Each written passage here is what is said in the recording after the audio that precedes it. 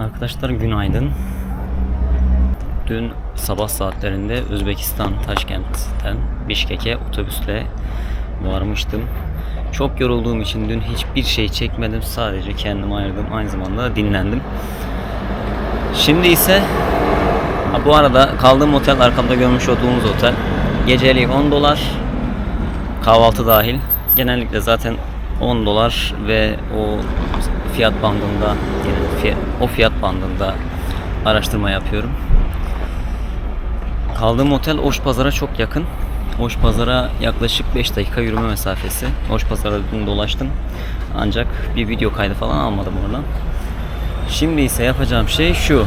Bugün Kırgızistan Manas Üniversitesi'nde öğretim görevlisi olarak çalışan Zeki Hoca'nın yanına gideceğim. Sağ olsun kendisi beni orada misafir edebileceğini söyledi. Gidip kendisiyle hem bir görüşme yapacağız hem bir video kaydı yaparız olmazsa. Daha sonrasında ben bir iki tane işim var. Bunları halledeceğim. Öncelikle şu sırtımdaki büyük çantadan kurtulmak amacıyla bir sonraki otele gidip çantamı, eşyalarımı bırakıp küçük çantayla devam edeceğim. Tabii ki öncelikle Özbekistan'da olduğu gibi burada da Yandex.Go'dan taksi çağıracağım. Önce otele çantayı bıraktıktan sonra ise diğer işlerime bakacağım. Haydi görüşürüz. Yeni hostele giriş yaptım. Cozy Hostel. Türk Büyükelçiliğine çok yakın. Aynı zamanda Alato Meydanı'na çok yakın. Diğer otelim maalesef ki bu taraflara yakın değildi. O yüzden oteli değiştirdim. Burada bir gece kalacağım. Bazı planlarım var. O yüzden ufak tefek böyle değişiklikler yapacağım. Şu an oda boş. Kimse yok. Paylaşımlı oda. Tabii ki benden başka kimse kalmıyor şu an. Gelir mi ama bilmiyorum bu gece. Odayı hızlıca şöyle göstereyim. Şu ışığı yanan yer benim yatağım. Paylaşımlı bir oda. Gecelik burası kahvaltı dahil $14. Merkeze yakın olduğu için biraz fiyat farklı. Şimdi zaten bütün hazırlığımı yapmıştım. Zeki Hoca ile görüşmek için hazırlanmam lazım. Hazırlanıp Zeki Hoca ile görüşeceğim. Daha sonrasında akşam otele geliriz. Haydi çıkalım, biraz sokakları göstereyim. Otelden ayrıldım. Şimdi bir ofise gidiyorum.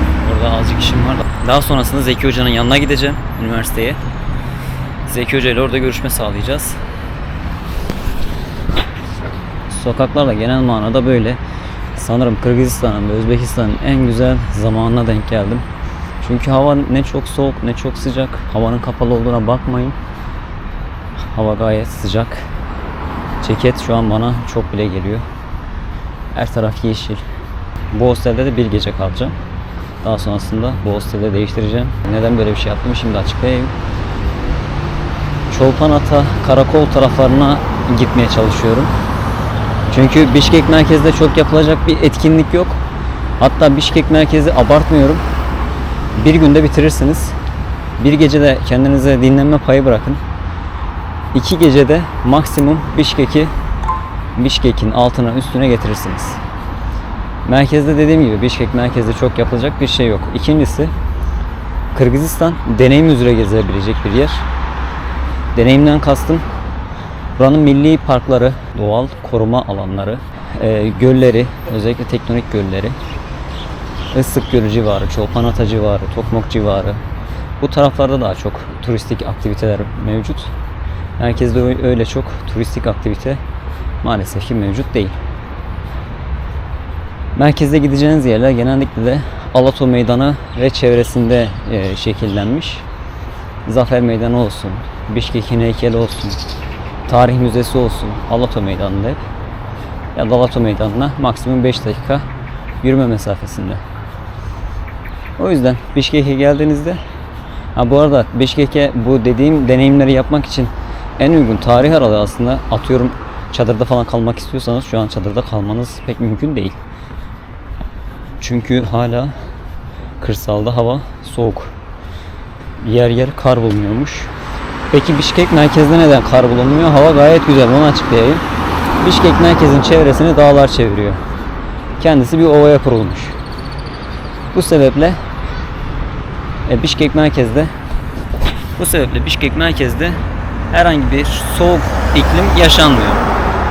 Diğer yerlerden kastım Çolpanata'dır, Karakol'dur. Buralarda maalesef iklim daha sert oluyor. Biraz yürüdüm. O yüzden yoruldum.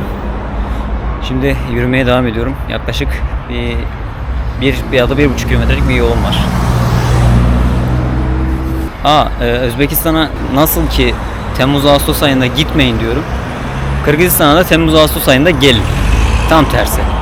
İkisini ayrı ayrı tarihlerde de yapabilirsiniz. Ya da benim gibi risk alacaksınız. Ya soğuksa da soğuk diyeceksiniz. Çıkıp Nisan ayında ya da Mayıs ayında bu işi ikisini de bir arada bitireceksiniz. Ben risk alıyorum. Bakalım ne olacak, ne yaşayacağız. Sizlere zaten aktarmaya çalışacağım. Arkadaşlar tekrar merhaba. Ben şu anda Zeki Hoca'nın yanına geldim. Kırgızistan, Türkiye, Manas Üniversitesi'ne geldim. Kendisi sağ olsun, beni kırmadı sağ olsun. Görüşmeyi kabul etti ve şu an yanındayım.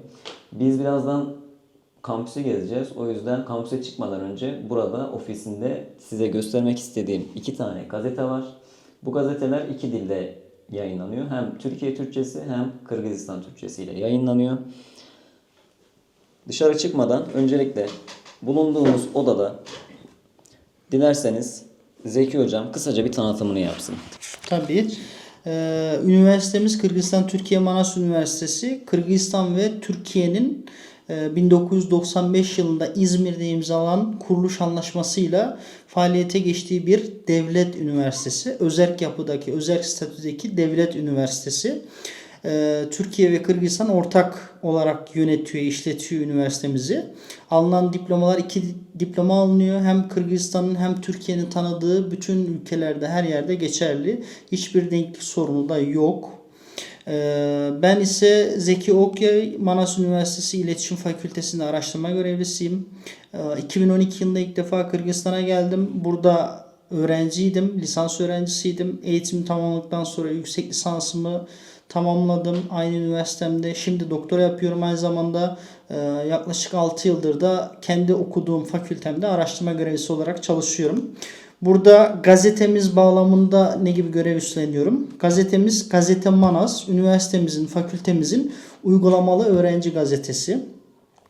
Gazetemizde 2 dilde haberlerimizi çıkartıyoruz. Kırgızca, Kırgızistan, Kırgız Türkçesiyle ve Türkiye Türkçesiyle çıkartıyoruz. Bütün haberlerimizin yer aldığı ön tarafı Türkçe, aynı haberlerimiz Kırgızca arka tarafında çıkıyor. Şu şekilde gösterebiliriz. Bakın burada gördüğünüz gibi Kırgızca ve bütün haberlerimiz aynı şekilde Türkçe olarak burada bizim karşımıza çıkıyor. İçeriğinde neler var? Ne gibi haberler çıkıyor? Kimler tarafından kaleme alınıyor? İçeriğinde rutin ve özel haberlerimiz var. Rutin haberlerimiz üniversitemiz bünyesinde gerçekleşen etkinlikler, seminerler, bilimsel toplantılar, açılışlar, kutlamalardan oluşuyor. Aynı zamanda yeni formatımıza geçiş yaptık. Yeni formatımızla birlikte Türk dünyasına sadece Kırgızistan ve Türkiye'ye yönelik haberler değil, aynı zamanda Türk Devletleri Teşkilatı üye ülkelerinin diğer ülkelerine ait haberler de görebiliyoruz. Aynı zamanda üniversitemiz, fakültemiz bünyesinde gazetecilik bölümünde okuyan öğrencilerimizin yazdığı özel içerikli haberlerimiz, dosya haberlerimiz de yer alıyor. Ben burada editör olarak görev üstleniyorum. Öğrencilerimizin haberleri yazım aşamasındaki yönlendirmelerini yapıyorum. Onlara teorik bilgilerin uygulamada nasıl kullanılması gerektiği ile ilgili bilgi vermiş oluyorum. Çok teşekkür ederim hocam. Dilerseniz bundan sonraki merak edilenleri kampüste gezerken size sorularımı yönelteyim. Öncelikli olarak Zeki hocamın da burada öğrencilik bir hayatı olmuş. Şimdi merak ettiğiniz, eğer bu üniversiteyi yazmak istersek nasıl yazarız, nasıl ulaşabiliriz? Bunları kampüsü gezerken Zeki hocamdan bilgileri alalım. Dışarı çıktık, bahçedeyiz. Hafif de yağmur atıştırıyor. Yavaş yavaş kampüste yürüyoruz. Kampüsü şöyle gösterelim. Aynı zamanda siz kampüsü izlerken biz de Zeki hocamla beraber bazı bilgiler alalım. Öncelikle Zeki hocam, sağ tarafta balbalları görüyorum. Evet. Bunlar imitasyon mu? Bunlar evet imitasyon. Biliyorsunuz Türk tarihinde hepimizin ortak tarihi. Türk tarihinde ölmüş insanların, kahraman olan insanların mezarlarının başına bu şekilde taşlar konulurdu. Evet. Bu taşlar nedir? Bu taşlar ölen kişilerin savaşta, cenklerde kaç kişiyi kimleri öldürdüyse o kadar bu taşlardan mezar başına koyulurmuş. Aynı zamanda bu insanların, ölen kişinin yüz şekillerinin taşlara da işlendiğini biz görebiliyoruz. Bunda da bakın biraz var. Yakın Evet. çekme eğer yapabilirsek biraz anlaşılıyor. Yüz şekilleri var. Burası Edebiyat Fakültemiz. Hı hı. Edebiyat Fakültesi binamızın içerisinde aynı zamanda İktisadi ve İdari Bilimler Fakültesi de var. İki fakülte ortak kullanılıyor. Peki hocam, Türkiye'den buraya öğrenci gelmek isterse burayı nasıl tercih edebilir? Üniversitemiz az önce de bahsettiğim gibi Kırgızistan ve Türkiye'nin ortak işlettiği bir devlet üniversitesiydi. Dolayısıyla Türkiye'den Türk vatandaşı arkadaşlarımızı buraya getirmek için, onların burada eğitim almaları için, onların buraya gelebilmesi için ÖSYM tarafından düzenlenen üniversitelere giriş sınavına girmek gerekiyor. Üniversitelere giriş sınavında tercih yapılırken tercih kılavuzunda Manas Üniversitesi'nin, Kırgızistan Türkiye Manas Üniversitesi'nin listede görüyoruz, tercih listesinde. Ve tercih etmek istediği bölümü, programı oradan seçerek buraya normal bir öğrencinin Türkiye'de herhangi bir üniversiteye nasıl Tercih yerleştiğini, ettiği. tercih ettiğini görüyorsak buraya da aynı şekilde geliyorlar. Hiçbir şekilde zorluğu yok. Şimdi peki hocam, buraya ilk defa gelecek öğrenciler ne gibi kolaylık sağlıyor üniversitede? Manas Öğrenciler için. Üniversitesi'nin şöyle bazı avantajları var. Üniversite sınavına girip ilk 100 binin içerisinde yer alan öğrencilerin, adayların Manas Üniversitesi'ni tercih etmesinde şöyle avantajlar var. Bir, ilk geldiğinde ve mezun olup son gittiğinde Manas Üniversitesi'nin rektörlüğü tarafından uçak biletleri alınıyor. Türkiye'den buraya geliş ve en son mezun olurken gidiş biletleri üniversite tarafından karşılanıyor. İlk hediyeniz yani geliş ve dönüş uçak biletiniz, ama dönüş mezun olduktan sonra.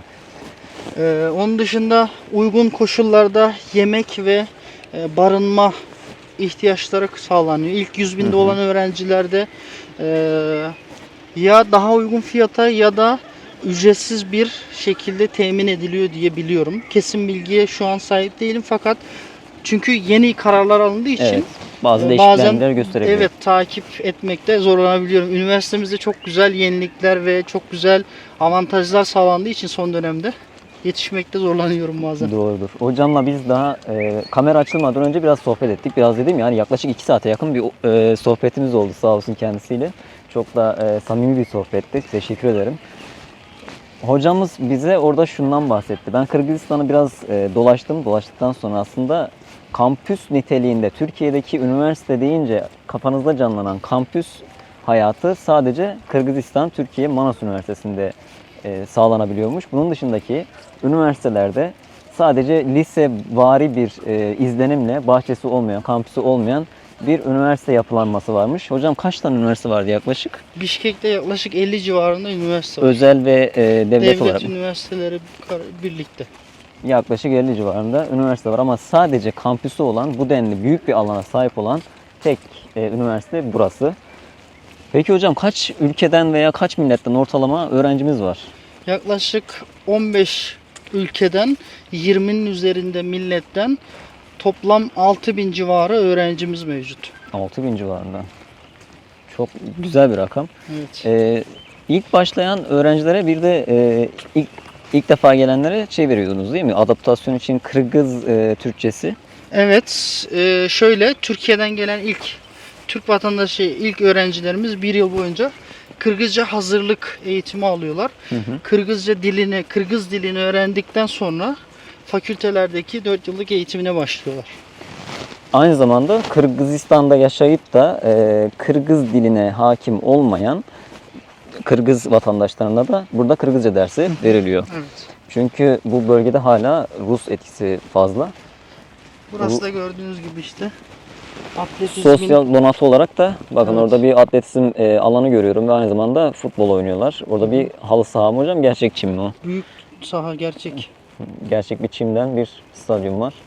Arka taraftaki yapılaşmalar şeyler galiba özel. 2 katlı olanlar. Evet.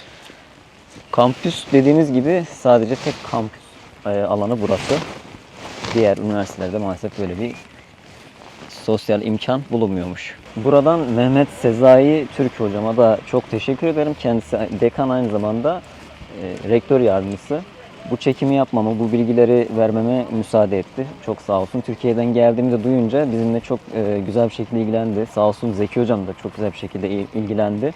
Zamanını ayırdı. En önemli şey o.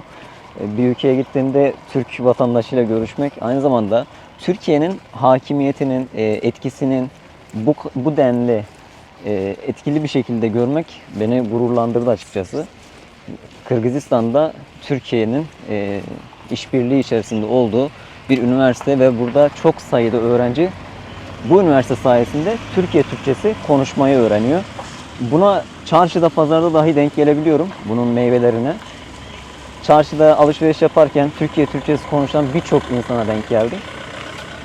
Kırgızca konusunda da hocam, Kırgızcayı öğrenen bir kişi Türk Cumhuriyetlerinde rahat seyahat edebilir mi? Kesinlikle.